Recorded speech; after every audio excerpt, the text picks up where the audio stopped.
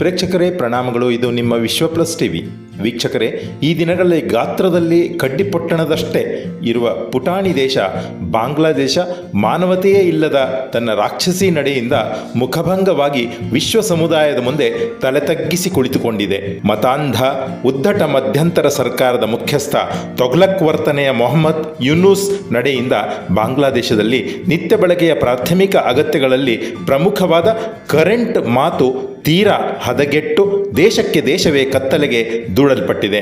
ಬಾಂಗ್ಲಾದಲ್ಲಿ ಅಲ್ಪಸಂಖ್ಯಾತ ಅನಿವಾಸಿ ಭಾರತೀಯರ ಮೇಲೆ ನಿರಂತರವಾಗಿ ವಿನಾಕಾರಣ ಹಲ್ಲೆ ನಡೆಯುತ್ತಿದ್ದರೂ ಅಲ್ಪಸಂಖ್ಯಾತ ಹಿಂದೂಗಳ ಜೀವನ ಮುರಾಬಟ್ಟೆಯಾದರೂ ಅವರ ರಕ್ಷಣೆಗೆ ಬಾರದೆ ಗಾಢ ನಿದ್ರೆಗೆ ಜಾರಿದ್ದ ಮೊಹಮ್ಮದ್ ಯುನೂಸ್ ಇದೀಗ ಕರೆಂಟಿಗಾಗಿ ಅದೇ ಭಾರತದ ಮುಂದೆ ಮಂಡಿಯೂರಿ ಭಿಕ್ಷೆ ಬೇಡ್ತಾ ಇದ್ದಾರೆ.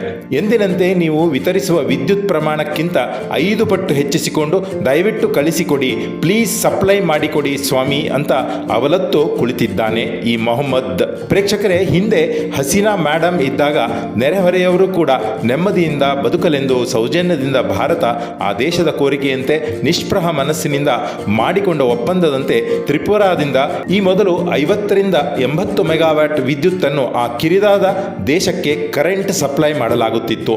ಇದರ ಜೊತೆಗೆ ಈಗ ಹೆಚ್ಚುವರಿಯಾಗಿ 170 ಮೆಗಾವ್ಯಾಟ್ ಸೇರಿಸಿ ಒಟ್ಟು ಕನಿಷ್ಠ 250 ಮೆಗಾವ್ಯಾಟ್ ಕರೆಂಟ್ ಕೊಡಿ ಅಂತ ಒಂದೇ ಸಮನೆ ಬಾಂಗ್ಲಾ ಅಂಗಾಲಾಚಿ ಕುಳಿತುಕೊಂಡಿದೆ. ಅಲ್ಲಿನ ಅಲ್ಪಸಂಖ್ಯಾತ ಭಾರತೀಯರು ಜೀವ ಎರಡನ್ನೂ ಕೈಯಲ್ಲಿ ಹಿಡಿದುಕೊಂಡು ಸದಾ ಹೆದರಿಕೆಯಲ್ಲೇ ಬದುಕು ತಳ್ಳುತ್ತಿರುವ ಸಂದರ್ಭದಲ್ಲಿ ಮತ್ತೆ ಮೋದಿ ಭಾರತ ಕರುಳು ಕರಗಿಸಿಕೊಂಡು ಕರೆಂಟ್ ಬಿಟ್ಟು ಬಿಡುತ್ತಾ ಎಂಬ ಜಿಜ್ಞಾಸೆ ಮೂಲ ಭಾರತೀಯರು ಹಾಗೂ ಅನಿವಾಸಿ ಬಾಂಗ್ಲಾ ಭಾರತೀಯರನ್ನು ಬಾಧಿಸ್ತಾ ಇದೆ.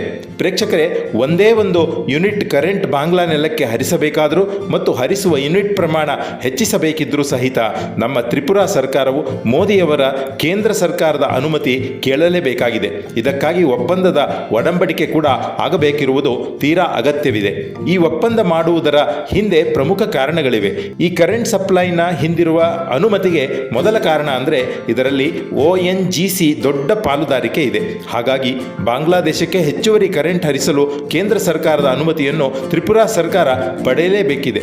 ಮತ್ತೊಂದು ವಿಚಾರವೆಂದರೆ ಎರಡೂ ದೇಶಗಳ ನಡುವೆ ಅಂತಾರಾಷ್ಟ್ರೀಯ ಒಪ್ಪಂದವು ಕೇಂದ್ರದ ಒಪ್ಪಿಗೆಯ ಮೇಲೆ ಆಗುವ ಅಗತ್ಯವಿದೆ. ಅಸಲಿ ಮತ್ತು ಮೂರನೆಯ ಮಾತೆಂದರೆ ಅದು ಈಶಾನ್ಯ ಭಾರತದ ರಾಜ್ಯವಾದ ತ್ರಿಪುರಾದಲ್ಲಿ ಬೃಹತ್ ಗ್ಯಾಸ್ ಬೇಸ್ಡ್ ಪವರ್ ಪ್ರಾಜೆಕ್ಟ್ ಇದೆ. ಇಲ್ಲಿಂದಲೇ ಇನ್ನುಳಿದ 7 ಈಶಾನ್ಯ ರಾಜ್ಯಗಳಿಗೆ ಅವುಗಳ ಅಗತ್ಯದ 35% ಕರೆಂಟ್ ಒದಗಿಸಲಾಗುತ್ತಿದೆ ಈ ತ್ರಿಪುರಾ ರಾಜ್ಯದಿಂದ. ಹೇಗಿದೆ ನೋಡಿದ್ರಾ ಭಾರತದ ಪವರ್ಫುಲ್ ಕರೆಂಟಿನ ಮಾತು? ನಮ್ಮವರನ್ನೆಲ್ಲ ಕಾಲ್ಕಸ ಮಾಡಿ ಹೊಡೆಯುತ್ತಾ ಬಡಿಯುತ್ತಾ ಅವರ ಬದುಕು ಕಿತ್ತುಕೊಂಡು ಧೂರ್ತತನದಿಂದ ಮೆರೆಯುತ್ತಿರುವ ಬಾಂಗ್ಲಾ ಈಗ ಭಾರತದ ಮುಂದೆಯೇ ನಾಚಿಕೆ ಬಿಟ್ಟು ಕೈ ಕಟ್ಟಿಕೊಂಡು ಕರೆಂಟ್ ಭಿಕ್ಷೆ ಎತ್ತಲು ಬಂದಿದೆ. ನವಭಾರತ ಯಾರ ತಂಟೆಗೂ ಹೋಗುವುದಿಲ್ಲ. ತಗಾದೆ ತೆಗೆಯುವವರ ವಿರುದ್ಧ ಸೆಟೆದು ನಿಲ್ಲುವ ಭೀಮ ಬಲವು ಇವತ್ತಿನ ಭಾರತಕ್ಕಿದೆ. ಇದನ್ನು ಕಡ್ಡಿಪೊಟ್ಟಣದಂತಹ ದೇಶ ಬಾಂಗ್ಲಾ ಅರಿತುಕೊಳ್ಳಲೇಬೇಕಲ್ವೇ? ನಿಮಗೆ ಏನನ್ನಿಸಿತು ಬಾಂಗ್ಲಾದ ಇವತ್ತಿನ ಸ್ಥಿತಿ ಮತ್ತು ಭಾರತದ ನಡೆ ಏನಾಗಬೇಕು ಆ ಕೋಮುವಾದಿ ದೇಶದ ಕೋರಿಕೆ ವಿಚಾರಕ್ಕೆ ಅಂತ ಕಮೆಂಟ್ ಮಾಡಿ ತಿಳಿಸಲು ಮರೆಯದಿರಿ. ನಮಸ್ಕಾರ. ನ್ಯೂಸ್ ರಿವ್ಯೂ ವಿಶ್ವ ಪ್ಲಸ್ ಟಿವಿ.